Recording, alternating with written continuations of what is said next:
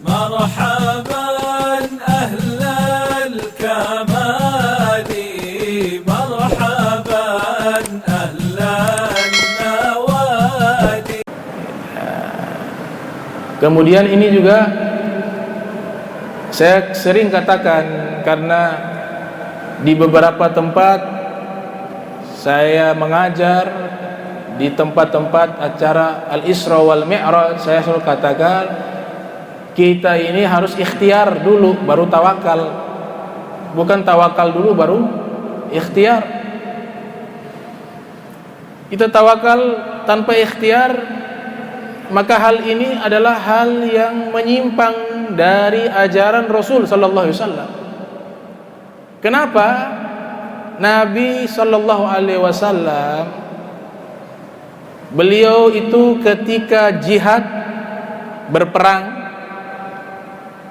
tujuan daripada jihad membela agama Allah, diberikan bonus yang wafat masuk surga, syahid. Tapi seluruhnya menggunakan baju besi, baju perang. Bahkan Nabi sallallahu alaihi wasallam menggunakan juga baju perang, membawa senjata. Itu bentuk ikhtiar. Walaupun berperang tujuannya meraih syahid, tapi bukan berarti mati secara konyol. Ada ikhtiar dulu, pakai baju besi, ada perlawanan. Baju besi tujuannya apa? Melindungi diri daripada pedang, dari tombak, dari anak panah. Kalaupun sudah ikhtiar dengan baju besi meninggal dunia, oh itu baru namanya takdir. Banyak hadisnya, ada di dalam kitab fikih, dan terjadi di zaman Nabi sallallahu alaihi wasallam, namanya salat khauf. Salat khauf artinya salat takut kalau bahasanya. Salat takut. Ini salat memang tidak bisa ditinggalkan dalam keadaan apapun, gak ada rukhsah, gak ada keringanan. Salat gak bisa ditinggalkan. Di saat peperangan tetap salat, tapi caranya berbeda. Menghadap bukan ke kiblat, menghadap ke musuh. Yang tahu takdir, yang tahu tawakal adalah Nabi Muhammad SAW. Kenapa menghadap ke musuh? Bahkan gerakan sholatnya tidak boleh sama. Gak boleh imam ruku semuanya ruku, tidak. Imamnya ruku, sebagian makmum berdiri. Nanti imam berdiri sujud, ada makmum dia ruku, yang satu tetap berdiri. Kenapa? Lihat musuh. Itu kan ikhtiar. Coba kalau menghadap kiblat, kemudian musuhnya dari belakang, musuhnya di belakang, seluruhnya sholat harus wajib menghadap kiblat. Ya dari belakang musuh. Ini namanya gagal paham. Musuh di belakang menghadap kiblat. Tapi Allah syariatkan Rasulullah SAW ketika sholat dalam peperangan menghadap ke musuh, biar bisa waspada, bisa ikhtiar, bisa hati-hati. Oh ini kalau mereka serang, bisa tahu nih. Ada ikhtiar yang sangat banyak hadisnya. Jadi kalau susunannya ikhtiar, doa, tawakal. Gak boleh kurang satu. Ikhtiar tapi punya keyakinan, sudah dengan ikhtiar saya pasti saya selamat. Ini juga gak bisa, karena semuanya dari Allah Subhanahu wa ta'ala. Ada di dalam hadis sahih, lagi sholat, diriwayatkan oleh Ibnu Hajar Asqalani dalam kitab Bulughul Maram, yang lahir tahun 773 Hijriah, meninggal 452 Hijriah. Kata Nabi sallallahu alaihi wasallam, uqtulu aswadaini fis shalah. Uqtulu aswadaini fis shalah. Au kama qala Rasul sallallahu alaihi wasallam. Kata Nabi, bunuhlah dua hitam di saat sholat. Maksudnya apa? Dua hitam di sholat? Ular dari kalajengking. Kalau lagi sholat, kata Nabi SAW, ini ada ular, apalagi ular berbisa, ada kalajengking dalam sholat. Nabi bilang, bunuh itu. Jangan bilang sudah kalau belum ajal ya gak akan digigit. Belum ditakdirkan tidak gigit. Nabi suruh uktulu, perintah. Apa? Ikhtiar. Lah bego banget, ada ular di muka dia santai-santai saja. Ikhtiar baru tawakal. Ada satu sahabat datang mau sholat ke rumah, ke masjidnya Rasul sallallahu alaihi wasallam, bawa unta. Kemudian unta ini tidak diikat, dibiarkan seperti itu. Kemudian Rasul sallallahu alaihi wasallam melihat, Nabi katakan, itu kenapa unta tidak diikat? Nanti kau sholat dia bisa lari. Ini kata sahabat, atawakkal ala Allah ya Rasul. Saya mau tawakal kepada Allah, serahkan kepada Allah. Apa kata Nabi sallallahu alaihi wasallam? Ikilha thumma tawakkal. Itu unta ikat dulu baru tawakal. Ikhtiar dulu baru tawakal. Gimana ngana lepas begitu? Yang anehnya, jadi kadang-kadang sudah masuk bab bukan tawakal, bab sombong. Sudah, jangan takut, gak apa-apa. Dia mau menunjukkan dia punya kehebatan. Saya ini gak takut mati, saya ini betul-betul yakin kepada takdir Allah Ta'ala. Tapi dia tidak sadar masuk bab sombong. Yang lain ikhtiar, apa ikhtiar begitu? Setan ini profesor doktor, bisa membuat sesuatu seakan-akan baik padahal buruk. Seakan-akan baik, memang itu tidak salah ucapan itu, semuanya dari Allah, benar.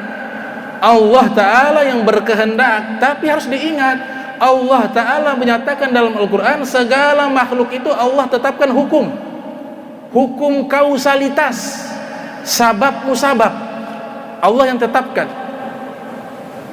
La tajid atau lan tajid li sunnatillah tabdilah. Kalian tidak akan temukan hukum yang Allah tetapkan itu berubah dasarnya. Tapi tidak mutlak.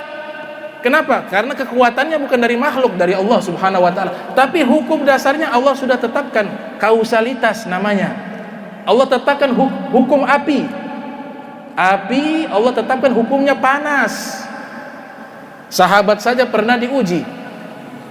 Sahabat, kata Nabi, ini saya angkat, saya lantik sebagai pemimpin kalian buat perjalanan mau jihad.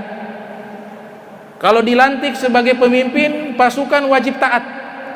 Man ata'a amiri faqad ata'ani, kata Nabi, siapa yang taat kepada pemimpin yang saya lantik, dia telah taat kepadaku, kata Rasulullah SAW. Berangkat. Ternyata ini pemimpin ini mau eksperimen seberapa hebatnya ketaatan mereka kepada Rasulullah. Dia panggil satu pasukan, beberapa pasukan, wahai pasukanku, siap taat, sami'na wa ata'na. Kumpulkan kayu bakar. Dikumpulkan kayu bakar bertumpuk-tumpuk. Sudah, wahai pemimpin kami. Kemudian dibakar.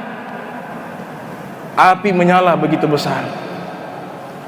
Kemudian ini gubernur yang pemimpinnya mengatakan, wahai pasukanku, saya perintahkan kepada kalian semuanya, loncat ke dalam api.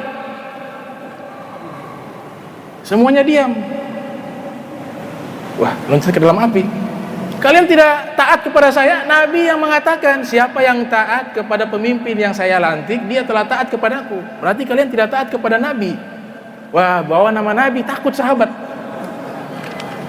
Tapi ada beberapa sahabat bilang, wahai pemimpin kami, wahai amir, kami ikut Nabi, kami taat kepada Nabi, itu tujuannya satu, agar kami tidak masuk ke dalam api. Biar tidak masuk neraka, neraka kan api. Lah bagaimana kau suruh masuk ke api? Tujuan kami taat kepada Nabi untuk tidak masuk ke dalam api. Kok gimana engkau suruh kami masuk ke dalam api? Gak mau, kami gak mau. Gak ada satu yang mau masuk. Padahal sahabat ini tahu betul apa itu takdir, tahu betul apa itu tawakal, tahu betul tentang masalah ini.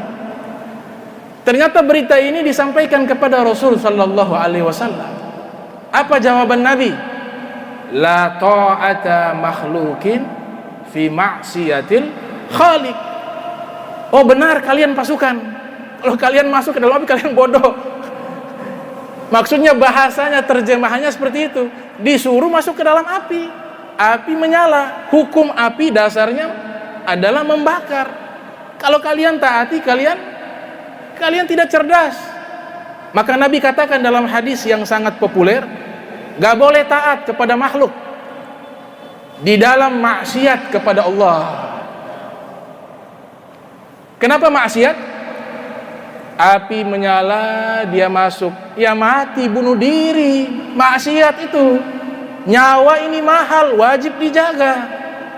Nabi yang katakan, nafsuka matiyatuka farfuk biha, jiwamu adalah kendaraan mewahmu, jaga baik-baik itu, kata Nabi Muhammad SAW. Itu yang lucu ya, punya tawakal, kalau nyawa dia gak takut. Gak apa-apa kalau gak ajal, gak kena itu. Tapi kalau dia punya mobil di rumah, sebelum tidur, wah kunci di masukin, masukin di garasi mobil. Garasinya pakai slot 3, pagarnya pakai slot 4. Sudah masuk rumah dikunci lagi, masuk kamar kunci lagi, tidur dia. Kenapa demikian? Itu kan bentuk ikhtiar. Padahal mobil sama nyawa lebih mahal mana? Nyawa. Mobil, nyawa dia tidak ikhtiar, tapi mobil yang murah dengan banding harga nyawa dia ikhtiar. Kalau memang tawakal, kunci mobil atau tinggal di Jakarta sana, di Jakarta. Kalau di sini kan insya Allah dijaga oleh Allah Ta'ala, gak ada ya kasusnya, tidak seramai yang ada di kota besar. Tinggal di Jakarta, mobil kalau mau tidur kuncinya dibiarkan di luar, jangan masuk di garasi, taruh mobil di luar, kuncinya di dalam mobil. Kalau boleh pintu dibuka sedikit, kemudian dia masuk tidur, kemudian dia katakan, saya tawakal kepada Allah Subhanahu wa Ta'ala. Kalau memang tidak ditakdirkan orang mencuri, tidak bisa ini hilang ini mobil. Tidur dia, tidur, bangun besok paginya dia keluar, hilang itu mobil. Kenapa? Salah memaknai tawakal. Tawakal itu artinya menyerahkan seluruhnya urusan kepada Allah. Tapi dikurang satu kata. Tawakal itu menyerahkan seluruh urusan kepada Allah dan keyakinan seluruhnya dari Allah, tapi diawali dengan usaha dan ikhtiar. Itu tawakal. Mau bukti di dalam Al-Quran? Di dalam Al-Quran itu Sayyidah Maryam ini fatal soalnya. Apalagi banyak dari para asatizah, para ustadz-ustadz, padahal paham ini sudah lama hilang. Namanya Jabariyah. Jabariyah itu tawakal 100%, gak usah pakai ikhtiar. Jabariyah. Di dalam Al-Quran, Sayyidah Maryam waktu lapar, Sayyidah Maryam lapar habis melahirkan Nabi Isa, atau sebelum melahirkan cuma dalam keadaan lemas, kelaparan, mau minta makan, dia tawakal. Wanita hamil tengah padang pasir seorang diri, kalau bukan kekuatan tawakal kemana lagi yang bisa tolong? Allah Subhanahu wa Ta'ala. Kelaparan, kehausan, mau minta makan, minta minum. Allah nyatakan apa dalam Al-Quran? Pertama air, haus, kaki dihentakkan di atas bumi. Sayyidah Maryam disuruh kalau haus kaki dihentakkan ke bumi. Ketika kaki beliau dihentakkan ke bumi, keluar air, beliau minum. Lapar, mau makan, Allah perintahkan, wa huzzi ilaiki bi jiz'in nakhlati tusakit alaiki rutaban janiyah. Lapar mau makan, itu ada pohon korma, kau goyang-goyang itu pohon korma, digoyang-goyang pohon korma, baru kormanya jatuh, baru dimakan. Pertanyaannya, Sayyidah Maryam sudah tawakal kepada Allah 100%, gak ada manusia di situ. Allah merespon ketika hatinya punya keyakinan seluruhnya dari Allah. Tapi perhatikan perintah Allah. Allah tidak menurunkan makanan dari langit, Allah tidak menurunkan itu air dari langit, tapi Allah perintahkan itu kaki hentakkan ke bumi, kalau mau makan goyang pohon korma. Berarti ada ikhtiar. Walaupun ikhtiar itu sebenarnya tidak menghasilkan apa-apa, itu semua ketetapannya Allah. Karena wanita hamil mana mungkin bisa menggoyang pohon korma yang begitu kuat sehingga jatuh itu buah. Tapi Allah memberikan syarat bahwa ikhtiar itu adalah wajib, baru jatuh, baru bisa makan. Rasul sallallahu alaihi wasallam beliau mengajarkan, ini agama innama bu'istu bi hanafiyati samhah. Saya membawa agama Islam ini agama yang mempermudah penganutnya, tidak pernah membuat penganut agama Islam itu keluar dari fitrah manusiawi dan tidak keluar dari konteks realita, tapi punya kekuatan hati, hanya takut kepada Allah, bukan kepada yang lain. Tapi ikhtiarnya adalah wajib. Ada kasus di dalam ilmu fikih, orang janabah tidur mimpi basah, wajib mandi. Ternyata airnya tidak ada. Dia kebetulan tinggal di tengah hutan. Waktu sholat mau habis.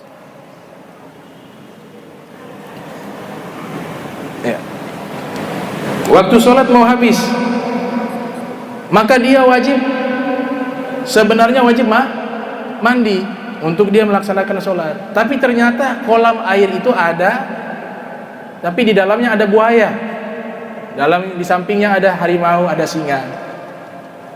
Waktu sholat mau habis, apa pendapat para ahli fikih?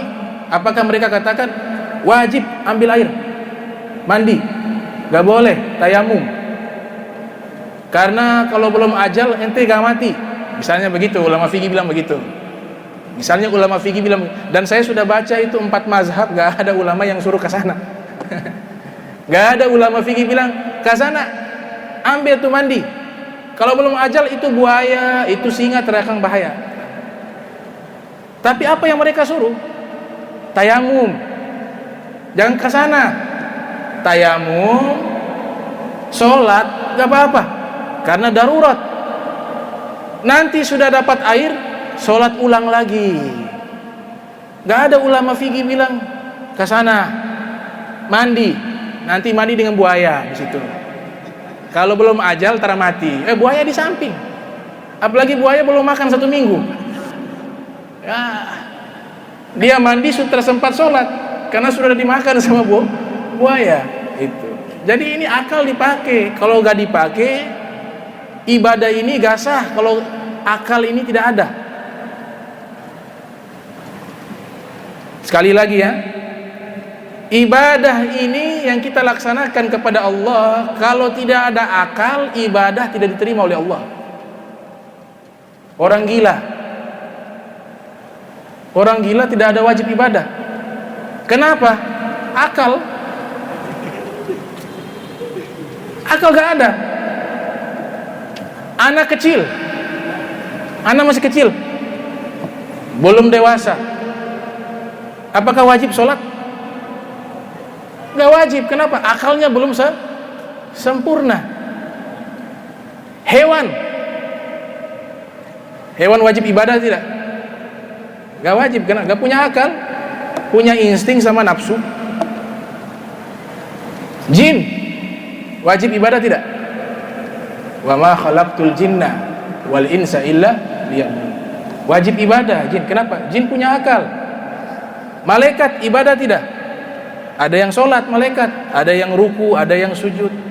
Imam Ghazali mengatakan makhluk ada 3. Ada makhluk yang pertama, Allah Ta'ala kasih nafsu tapi tidak dikasih akal. Itu hewan, kata Imam Ghazali. Ada jenis makhluk yang kedua, Allah kasih akal tapi tidak dikasih nafsu. Malaikat dikasih akal tapi tidak dikasih nafsu. Makanya malaikat tidak ada kawin. Dalam kitab akidah la akla lahum wala syurbata lahum. Gak ada nafsu makan, gak ada nafsu minum. Malaikat gak ada ini nafsu. Manusia Allah jadikan dua unsur tersebut. Allah kasih akal, kasih nafsu.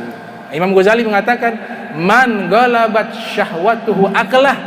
Siapa orang yang syahwat dan nafsunya mengalahkan akalnya, fal bahaim khairun minhu, maka hewan lebih mulia daripadanya. Kenapa? Ya hewan kan gak punya akal, hanya nafsu, gak bisa dikontrol dia punya nafsu karena tidak ada akal. Manusia Allah kasih akal.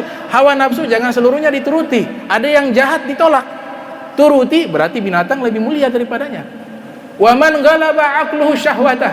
Siapa orang yang akalnya mampu mengalahkan nafsunya, syahwatnya, fahuwa khairun minal malaikah, maka dia lebih hebat dari malaikat. Kenapa? Malaikat dikasih akal, tapi gak ada rintangan, gak ada tantangan. Kenapa? Gak ada nafsu. Nabi katakan, a'da aduwik nafsukal lati baina janbaik. Musuh yang paling berat bagi dirimu adalah nafsu yang ada di antara dua lambungmu, kata Rasul sallallahu alaihi wasallam. Ya, mudah-mudahan ini bisa bermanfaat, dan insyaallah kita ketemu lagi di Masjid Al-Munawwar satu kali lagi, dan kita libur sampai selesai hari raya Idul Fitri. Insyaallah minta doanya sehat wal afiat. Mudah-mudahan yang hadir di sini diberikan kesehatan, dijaga oleh Allah Subhanahu wa taala zahiran wa batinan, diangkat segala musibah, segala penyakit, segala bala. Allahumma dfa'anna wal muslimin minal ghala wal bala wal waba wal fahsya wal munkara was suyufa mukhtalifa wal mihana ma dhahara minha wa batan min baladina khasatan wa min buldanil muslimin ammatan innaka ala kulli syai'in qadir. Allahumma ighfir lana walil mu'minina wal mu'minat wal muslimina wal muslimat wa alif baina qulubihim wa aslih dhata bainihim وانصرهم على عدوك وعدوهم. اللهم العن كفرة أهل الكتاب الذين يصدون عن سبيلك ويكذبون رسلك ويقاتلون أولئك. اللهم خالف بين كلمتهم وزلزل أقدامهم وأنزل بهم بأسك الذي لا ترد عن القوم المجرمين. بسم الله الرحمن الرحيم. اللهم إنا نستعينك اللهم اغفر لنا يا غفار. اللهم ارحمنا يا رحيم. اللهم اصرف عنا والمسلمين ما لا يصرفه غيرك من الغلاء والبلاء والوباء والفحشاء والأمراض والأحزان والطاعون والشدائد والشر الأعداء والمشركين وشر الظلمة والمبتدعة والحاسدين. ربنا لا تحملنا ما لا طاقة لنا به واعف عنا واغفر لنا وارحمنا أنت مولانا فانصرنا على القوم الكافرين بجاه النبي وعلى آل النبي إلى حضرة النبي. الفاتحة. بسم الله الرحمن الرحيم. الحمد لله رب العالمين الرحمن الرحيم مالك يوم الدين إياك نعبد وإياك نستعين صراط المستقيم صراط الذين أنعمت عليهم غير المغضوب عليهم. دعوة سبحانك اللهم تحيات فيها سلام وآخر دعوانا الحمد لله رب العالمين. سبحانك وبحمدك أشهد أن لا إله إلا أنت أستغفرك وأتوب إليه. وصلى الله على سيدنا محمد وعلى آله وصحبه وبارك وسلم. والعفو منكم والسلام عليكم ورحمة الله وبركاته.